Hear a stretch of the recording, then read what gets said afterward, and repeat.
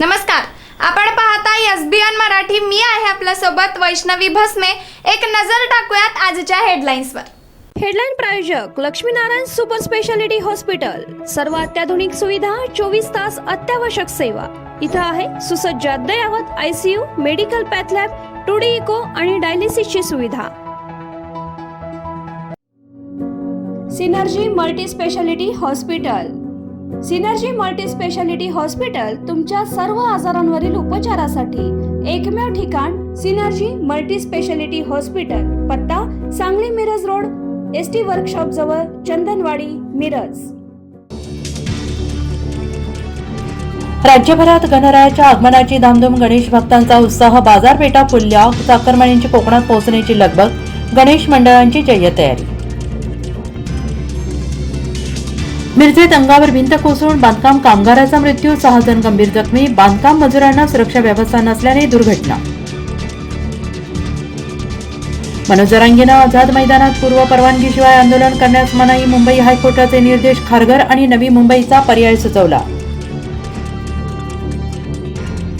आझाद मैदान का नाही? 100% आम्ही मुंबईतच जाणार. आमचे वकीलही कोर्टात जाणार. मनोज जरांगेंचा निर्धार कायम.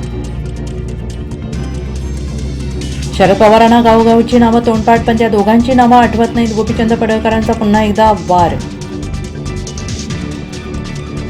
भाजपने भंडाऱ्यात भाकरी फिरवली. संजय सावकारेंची अचानक पालकमंत्री पदावरून उचलबांगडी. पंकज भोयर नवे पालकमंत्री. सदाभाऊ खोत यांच्यानंतर आता गोपीचंद पडळकरांना भेटला आणखीन एक भिडू. संदीप गिड्डे पाटलांसोबत मैत्री पर्व सुरू.